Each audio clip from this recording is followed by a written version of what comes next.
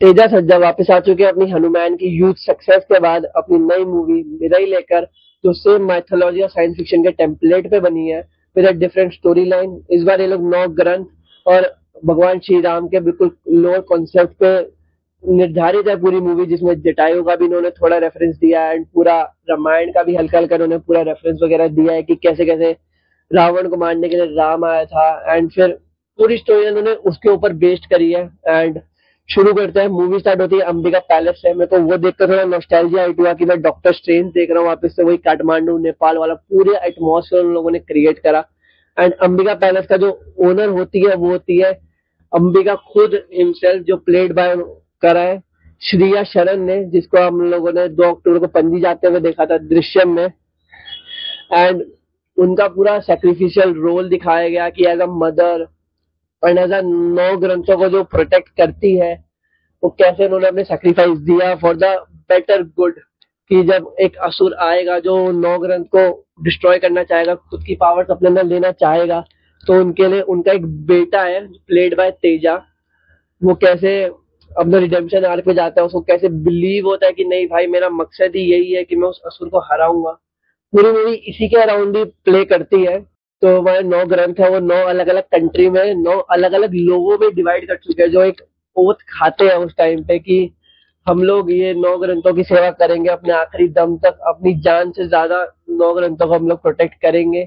And फिर एक असुर क्रिएट होता है बचपन से ही कि उसके माँ बाप ने उसको सपोर्ट नहीं करा, उसकी माँ को उसके गांव वालों ने पागल बता दिया, उसको धक्के मार के निकाल दिया, उसको अछूत बोल दिया, उसको मनूस बोल दिया। तो उसको भगवान के ऊपर से विश्वास खत्म हो जाता है। एंड वो फिर कैसे रिडेम्पशन आर्क पे जाता है अपने, कि वो रिवेंज लेता है भगवान से ही कि मेरे को तुम्हारी जितनी पावर चाहिए। एंड उसको तब पता चलता है कि 9 ग्रंथ करके कुछ होता है, एंड वो अगर उसने वो प्राप्त कर लिया तो आई थिंक भगवान के लेवल पे पहुंच जाएगा। तो आई थिंक वो उसी के ऊपर पूरा स्टोरी अपनी आर्क करता है बचपन से लेकर, एंड अपनी पूरी जवानी वगैरह दे देता है वो कि मेरे को 9 ग्रंथ चाहिए। एंड वो 9 में से 8 तो ले लेता है, एक वो स्टार्टिंग में ले लेता है जब वो काला जादू वगैरह सीख रहा होता है एक बाबा के यहाँ, प्लेड बाय जगपति बाबू। अंबिका खुद को सेक्रीफाइस कर देती है उस बेटर गुड के लिए। 24 साल पहले मूवी टेक प्लेस करते हैं, 24 साल पहले 24 साल बाद में। तो 24 साल पहले हुआ है जब हमारा ब्लैक स्वॉर्ड विलन स्टैब्लिश हो चुका था, उसको वहां पहला ग्रंथ मिल चुका था। बट जब वो अंबिका ने अपने आप को सेक्रीफाइस करा तो वो वहां से भाग जाता है। एंड फिर हमें 24 साल बाद की स्टोरी वगैरह दिखाई गई कि उसने पहला उसको मिल चुका था, उसने तीसरा चौथा पांचवा छठा भी ले लिया था, सातवां हमको बाय एक्शन हमको ऑन स्क्रीन में दिखाया गया स्टोरी लाइन से कि उसने जापान जाके कुछ लोगों को मारा। वहां का मैं एक्शन बोलूंगा मेरे को ठीक ही लगा, नॉट दैट गुड। काफी ज्यादा लोगों ने नॉर्मल शूट करा बट उसको फास्ट फॉरवर्ड दिखा दिया टू थोड़ा क्विकनेस लाने के लिए, थोड़ा दिखाने के लिए कि हमारे कैरेक्टर की तरफ क्विक है, थोड़ा सुपर पावर वगैरह दिखाने के लिए वो एक्सेप्टेड है उतना। बट हाँ, एक्शन थोड़ा बेटर हो सकता था। कैमरा वर्क भी मेरे को काफी जगह अच्छा है, जो एकदम से अपसाइड डाउन लेता है ना पूरा कैमरा, वो मेरे को पसंद आया। एंड थोड़ा आई थिंक 16+ जाने का हम लोग ट्राई करते हैं बट सिर्फ टच ही करते हैं। फिर हम लोग को पता चलता है कि उसको 7वां ग्रंथ भी मिल जाता है। एंड जब वो 8वें ग्रंथ की तरफ जाता है तो उससे पहले हमको हमारे मेन एक्टर तेजा की एंट्री हो चुकी होती है। एंड वहाँ हमको एक रघु या राघव होते हैं जो रोडीज में भी हम लोगों ने देखे थे, उसके अगेंस्ट वो लड़ाई वगैरह कर रहा था, पूरा एक्शन सीक्वेंस वगैरह दिया। पर्सनली मेरे को वो एक्शन सीक्वेंस पसंद नहीं आया, बहुत बुरा था। कुछ मेटा जोक भी गई कि तू बड़ा ब्यूटीफुल वाह वाह वाले, वो मैं मीम लाइन भूल गया मैं, वो बहुत पसंद नहीं आया मेरे को। वो एक चोर चकार होता है एक बेसिक वलीना स्टोरी की तरह, एंड वो बड़ा गरीब वगैरह होता है। फिर उसको एक हमारी एक एक्ट्रेस आती है, मैं उनका नाम भूल गया, मैं यहाँ फोटो लगा दूंगा, आप देखोगे तो पहचान जाओगे।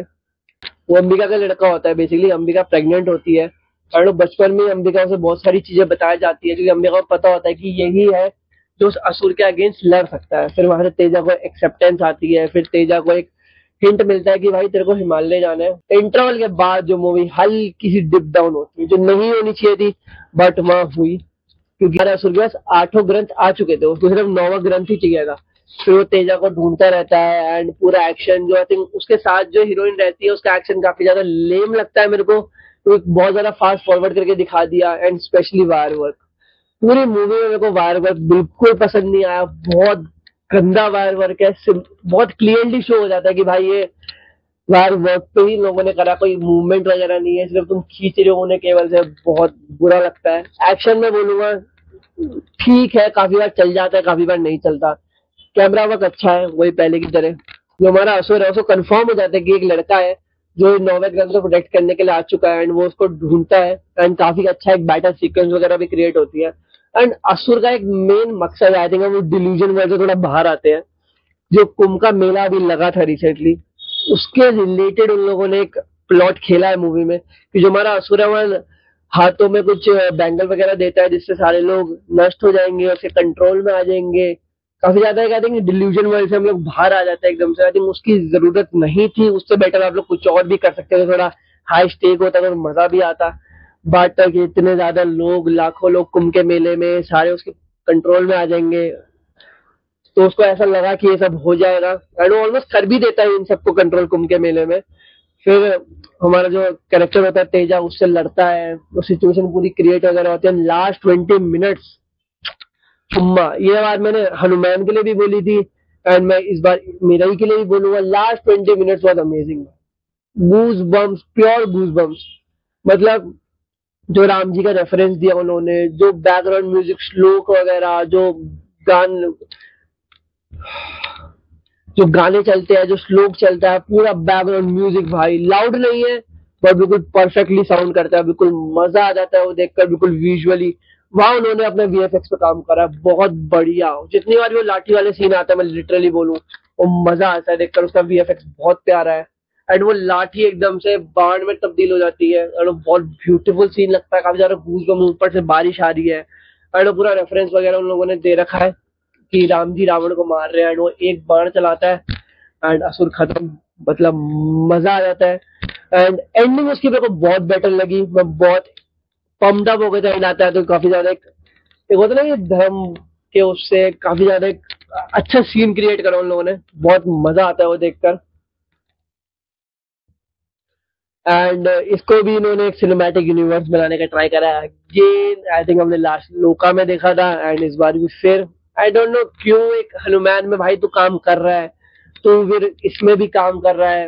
या तो दोनों को कोलैब होता तो समझ भी आता भाई ये उसी का पार्ट है, बट स्टिल पता नहीं क्या सिनेमैटिक यूनिवर्स बनाने का कीड़ा लग गया। बट हाँ, मैं ओवरऑल मूवी के लिए बहुत ज्यादा पॉजिटिव हूँ। काफी ज्यादा कमियां भी है मैं बोलूंगा भाई, एक्शन थोड़ा, स्टोरी लाइन थोड़ा वनीला हो गया। एंड हाँ, बाकी ओवरऑल मेरे को मूवी पसंद आई, मैं थोड़ा पॉजिटिव ही हूँ मूवी के लिए। टाइम पास भी नहीं बोलूंगा, आप लोग को जाके देखनी है, आप लोग देख सकते हो।